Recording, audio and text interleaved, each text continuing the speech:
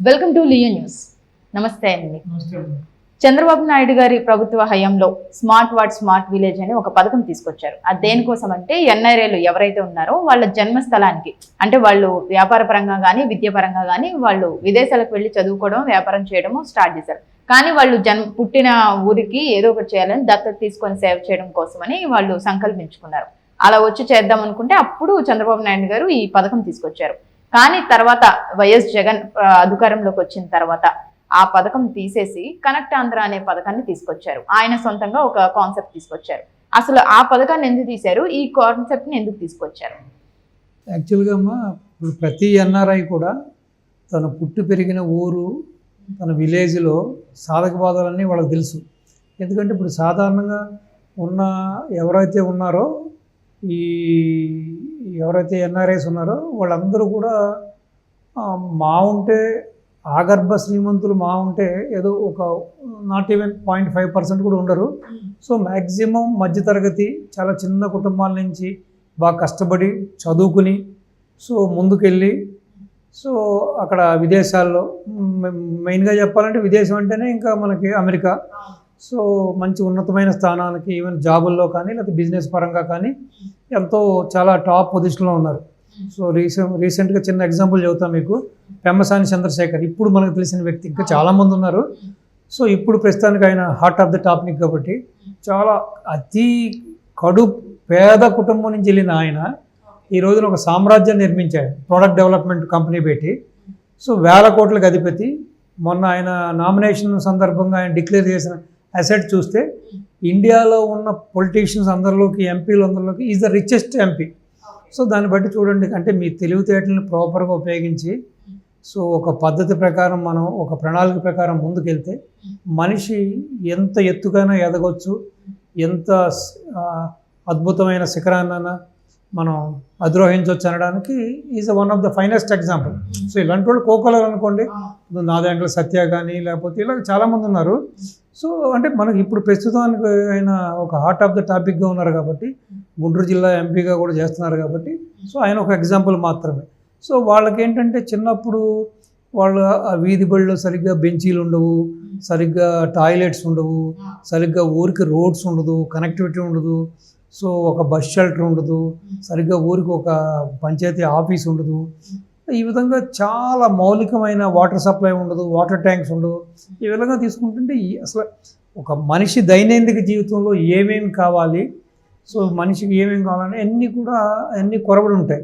So ఇవన్నీ observe చేసుకుంటారు కాబట్టి సో మనం ఈ పొజిషన్కి వచ్చాం కాబట్టి సో నెక్స్ట్ జనరేషన్, ఇప్పుడు తర్వాత జనరేషన్కి సో మనం పడ్డ బాధలు తెలియకూడదు అని చెప్పి కొన్ని పనులు చేయడానికి వాళ్ళకు ఒక ముందుకు రావడానికి బాబు గారు క్రియేట్ చేసిన ఒక వండర్ఫుల్ ఆపర్చునిటీ ఏంటంటే మీరు చెప్పిన smart ward and smart village. So మీకు బాగా శక్తి ఉంటే మొత్తం ఎంటైర్ విలేజ్ని తీసుకోవచ్చు, లేదంటే అట్లీస్ట్ మీ వార్డు వరకు మీరు ఎక్కడైతే మీరు నివాసం ఉన్నారో, మీ ఇల్లు ఎక్కడ ఉందో సో ఆ వార్డు వరకు కూడా చేయొచ్చు. తీసుకొని ప్లస్ మీరు కొంత అమౌంట్ ఇస్తే దానికి కొంత మేము కూడా గవర్నమెంట్ తరఫు నుంచి కొంత అమౌంట్ ఇచ్చి సో ఆ యొక్క మీరు ఏదైతే చేయదలుచుకున్నారో, మీ యొక్క మనసులో ఏ పని చేయాలనుకున్నారో దానికి మేము కూడా తోడ్పాటేస్తామని అంత ఫెయిర్గా వాళ్ళందరినీ ఎంకరేజ్ చేసిన వ్యక్తి నారా చంద్రబాబు నాయుడు గారు. అయితే ఈ యొక్క జగన్మోహన్ రెడ్డి ప్రభుత్వం రాగానే కంప్లీట్గా ఆ స్మార్ట్ వార్డు స్మార్ట్ విలేజ్ అన్నదాన్ని పక్కన పెట్టేసేసి వీళ్ళు ఆంధ్ర కనెక్ట్ అనే ఒక పథకాన్ని తీసుకురావడం జరిగింది. సో వీళ్ళు కనెక్ట్ ఆంధ్ర అంటే యాక్చువల్గా అదేంటంటే కలెక్ట్ అని పెడితే బాగోదు కాబట్టి కనెక్ట్ అని పెట్టారు. అంటే మీరు మాతో కనెక్ట్ అవ్వండి, అంతవరకే మీ పని, మిగతా పనులన్నీ మేము చక్కబెడతాం, అంతే. ఇప్పుడు వీళ్ళు చెప్పింది కూడా అంతే కదమ్మా. ఇప్పుడు ఎవరైనా ఆ విధంగా ఔత్సాహికమైన పారిశ్రామికవేత్తలు కానీ ఈ విధంగా అక్కడ జాబ్ రీత్యా కూడా మంచి పొజిషన్లో సెటిల్ అయిన వాళ్ళు ముందుకు వచ్చినప్పుడు వీళ్ళ లోకల్గా ఉన్న నాయకులు కానీ, ఈ వైసీపీ ఎమ్మెల్యేలు కానీ, మినిస్టర్లు కానీ, లేకపోతే వాళ్ళు చెప్పే మొట్టమొదటి మాట ఏంటంటే ఎంత ఇస్తావు, మాకు ఇచ్చేసాయి, మేము చూస్తాం, మేము చేస్తాం. సో ఆ విధంగా ఎవరిస్తారు చెప్పండి. ప్లస్ అందులోనూ ఈ గవర్నమెంట్ గురించి అందరికీ తెలుసు. సో ఆ విధంగా చాలామంది తెలియక ఇచ్చిన వాళ్ళు కూడా అక్కడ ఏమీ పనులు జరగక చేసినా కూడా నాసి రకమైన పనులు చేసి సో ఈవెన్ దాత కూడా అన్సాటిస్ఫైడ్గా ఉండే విధంగా వీళ్ళు చాలా నీచ నికృష్టంగా వ్యవహరించడంతో వెనక్కి వెళ్ళిపోయారమ్మా, చాలామంది వెళ్ళిపోయారు. ఇదేంటిది, మనం ఏదో ఒక మంచి కార్యక్రమం చేద్దాం అనుకుంటుంటే అంతకుముందు బాబు గారి హయాంలో కొంతమంది ఔత్సాహిక పారిశ్రామికవేత్తలు ఈ విధంగా కొంతమంది ముందుకు వచ్చారు కదా. సో వాళ్ళందరూ చెప్పుకుంటారు చాలా ఫెయిర్గా ఉంది అక్కడ సిస్టమ్ అంతా కూడా. సో మనం కొంత కాంట్రిబ్యూట్ చేస్తుంటే గవర్నమెంట్ కొంత కాంట్రిబ్యూట్ చేస్తుంది కాబట్టి సో ఈ విధంగా మీరు కూడా వెళ్ళండి చేయండి అని చెప్పి ప్రోత్సాహం ఉంటుంది. ఇప్పుడు అక్కడ మీకు అన్ని సంఘాలు ఉన్నాయి కదమ్మా, రకరకాలు ఉన్నాయి, తానా అని ఆట అని అదని ఇదని చాలా సంఘాలు ఉన్నాయి కదా. సో వాటిలో అన్ని డిస్కషన్ చేసుకుంటూ ఉంటారు. అందులోనూ మళ్ళా కాదు దేశం కాబట్టి ఏదో ఈ వీక్లీ వన్స్ ఎప్పుడో మంచికి చెడ్డకి పండగకి పబ్బానికి వీళ్ళంతా కూడా కనెక్ట్ అవుతూ ఉంటారు. కనెక్ట్ అయినప్పుడు నేను ఇదిగో మా ఊరికి ఇచ్చేసానని లేకపోతే నేను ఇచ్చేసాను అది చేశాను మాట్లాడుకున్నప్పుడు సో మిగతా వాళ్ళకు కూడా చేయాలనే భావన కలుగుతుంది. సో వాళ్ళకు కూడా స్ఫూర్తి కలుగుతుంది. కలిగినప్పుడు వాళ్ళు ఇక్కడికి వచ్చినప్పుడు ఈ గవర్నమెంట్లో అంతకుముందుకి ఇప్పటికీ వాస్తవానికి విరుద్ధంగా ఉన్నాయి అంతా. సో నువ్వు ఎంత ఇస్తావో మా చేతికి ఇచ్చేసాయి, మేము చేస్తాంలే అనడంతో చాలామంది ఎనుగు తిరిగారు. సో చాలామంది ఇచ్చి కూడా మోసపోయారు. అంటే వీళ్ళు అనుకున్న రీతిలో అక్కడ పని చేయకపోవడం, సో పూర్తిగా ఆ ఫండ్స్ అన్నింటినీ కూడా దుర్వినియోగపరచడం, వాళ్ళు తినేయడం కూడా జరిగింది. అంటే వీళ్ళకి ఏంటంటే ఇంతకంటే ఇప్పుడు ఇంకొక నీచమైనది ఏంటంటే అమ్మా, ఇప్పుడు మొత్తం అమెరికాలో ఉన్నది ఒక్క కమ్మ సామాజిక వర్గం కాదు కదా, అందరూ ఉన్నారు కదా, అష్టాది వర్గాలు ఉన్నారు కదా. సో అందరూ ఉన్నారు.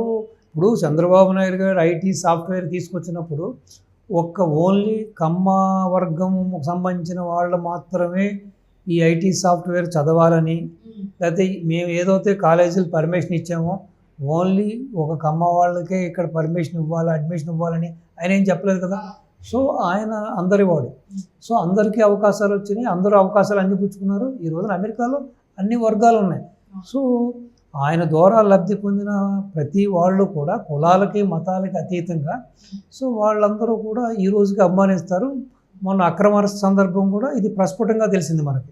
సో మొత్తం మీద ఇక్కడ దేశవ్యాప్తంగా కాకుండా రాష్ట్ర వ్యాప్తంగా కాకుండా ఇటు వరల్డ్ వైడ్ కూడా ప్రతి ఒక్కళ్ళు ఒక కమ్మ సామాజిక వర్గం ఆయనకి ఏం సంఘీభావం కాదు కదా. సో అన్ని వర్గాలు అన్ని ప్రాంతాల వారు అన్ని మతాల వారు అందరూ కూడా సంఘీభావం ప్రకటించారు. దీన్ని ముక్తఖండంతో ఖండించారు.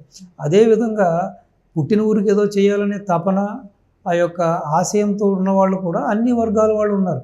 కానీ ఇప్పుడు ఇక్కడ జరుగుతున్న పని ఏంటంటే ఎవరైనా ఒక ఎన్ఆర్ఐ వచ్చి ఏదైనా ఒక కార్యక్రమం చేయాలనుకునే తరంలో ఈ వైసీపీ నాయకులకి ఉన్న భయం ఏంటంటే వీళ్ళు ఇక్కడ చేస్తున్నారు కాబట్టి రేపొద్దున దీని మూలంగా ఇటు రాజకీయంగా టీడీపీకి లబ్ధి చేకూరుతుంది.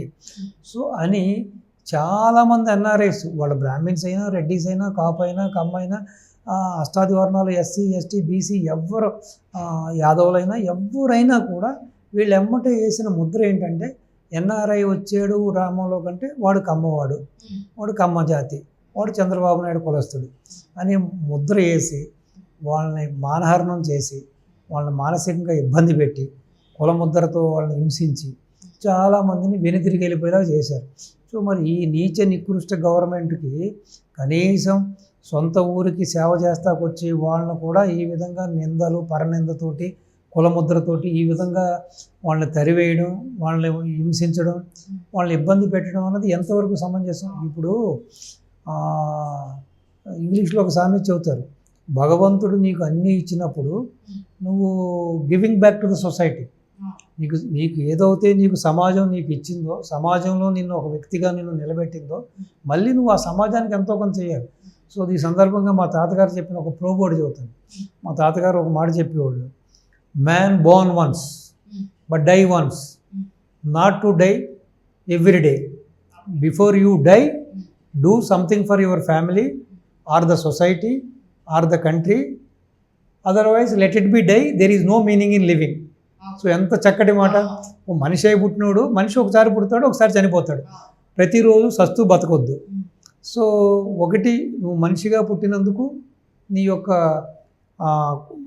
నీ ఇంటికి చేసుకో, లేదంటే నీ సొసైటీకి చెయ్యి, లేదంటే నీ దేశానికి చెయ్యి. సో లేదు లెట్ ఇట్ బి డై, నువ్వు ఇంక బతకడంలో ఒక అర్థం లేదు, చనిపోవడం బెటర్ అని చెప్పి ఆయన చెప్తూ ఉండేవాళ్ళు. సో అలాగా ఎంతోమందిని నిరుత్సాహపరిచి సో ప్రతీది కూడా రాజకీయ కోణంలో ప్రతీది కూడా ఎంతసేపు కూడా ఏంటంటే ఏదో విధంగా దంచుకున్నామా దాచుకున్నామా తీరు తప్పించి అంత సదుద్దేశంలో వచ్చే వాళ్ళని కూడా ఈ విధంగా ఇబ్బంది పెట్టడం నీచమమ్మ. దీన్ని ఎవరు కూడా దీన్ని మనం ఎంకరేజ్ చేయకూడదు. కేవలం ఎన్ఆర్ఐలు మాత్రమే కాకుండా ఇక్కడుండే కొంతమంది ఐఏఎస్లు ఐపీఎస్లు ఇంకా అలా చూసుకుంటే చంద్రబాబు నాయుడు గారి ఫ్యామిలీలో నారా భువనేశ్వరి ఇప్పుడు చంద్రబాబు నాయుడు గారు విశాఖ జిల్లాకు సంబంధించిన అరకుని దత్తత తీసుకున్నారు ఆ రోజుని. సో చంద్రబాబు నాయుడు గారు సతీమణి భువనమ్మ గారేమో అక్కడ కుమరవోలు అనే కృష్ణా జిల్లా విలేజ్ని తీసుకున్నారు. అలాగే బ్రహ్మిణి గారేమో వాళ్ళ నారావారిపల్లిని తీసుకున్నారు.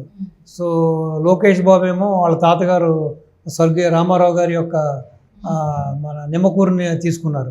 అలాగే మన మినిస్టరు ప్లస్ నారాయణ విద్యా సంస్థల అధినేత శ్రీ నారాయణ గారు ఆయన పుట్టిన ఊరు నెల్లూరు జిల్లాలో దాన్ని తీసుకున్నారు. ప్లస్ ఆయన నివాసం ఉండే ఒక 18వ వార్డు ఉంది నెల్లూరులో, దాన్ని తీసుకున్నారు. ఇలా చెప్పుకుంటే పోతే అలాగే ఒక సినీ తారలు తీసుకున్నారు. ఇప్పుడు మన మహేష్ బాబు గారు తీసుకుంటే వాళ్ళ నాన్నగారిది ఆ జన్మస్థలం అయిన బుర్రిపాలెని తీసుకున్నారు. అలాగే ఇప్పుడు మన ఎక్స్-ఎంపీ టీడీపీ మన అమర్ రాజా బ్యాటరీస్ అధినేత గల్లా జయదేవ్ గారి సతీమణి పద్మావతి గారు కంచర్ల గ్రామాన్ని తీసుకున్నారు. అలాగే మన జేవి రాముడు అని ఉండేవాళ్ళు, డీజీపీ చేశారు ఆయన అనంతపూర్లో ఆయన విలేజ్ తీసుకున్నారు. ఇలా ఎంతోమంది కోకులలు అసలు చెప్పుకుంటా పోతే సమయం సరిపోదు మనకి. చేంతాడు ఎంతోమంది సదుద్దేశంతో విశాల హృదయంతో సొంత ఊరికి చేద్దాం, సొంత ప్రజలకు చేద్దాం అనుకుంటే ఈ విధంగా వీళ్ళు ఇంత నీచాతి నీచంగా వాళ్ళని బెదిరించడం, లేదు మా చేతిలో డబ్బులు పెట్టండి అంటే ఎంతవరకు సమంజసం? ఇది అసలు సబబు కాదు. సో దీన్ని ఎవరు కూడా హర్షించకూడదు, దీన్ని ఎంకరేజ్ చేయకూడదు.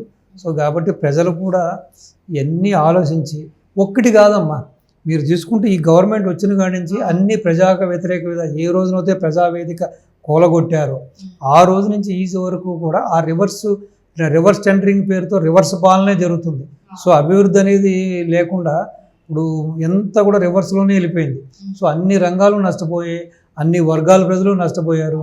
సో కాబట్టి ప్రజలు కూడా దీన్ని విజ్ఞతతో ఆలోచించి ఇటువంటి వ్యక్తులు, ఇటువంటి అరాచక శక్తులు అధికారంలో ఉంటే వాళ్ళ మనుగడకి, రాష్ట్ర అభివృద్ధికి ఇది ఒక గొడ్డలి పెట్టు లాంటిది. కాబట్టి ఇప్పుడు అమ్మ పెట్టదు పెట్టి అడుక్కు తినదన్న సందర్భంగానే ఉంది కదా ఇది. ఆ సామెత వీళ్ళకి కరెక్ట్గా సరిపోతుంది. కొన్ని వీళ్ళు చేయరు, చేసి వాళ్ళు చేయనివ్వరు.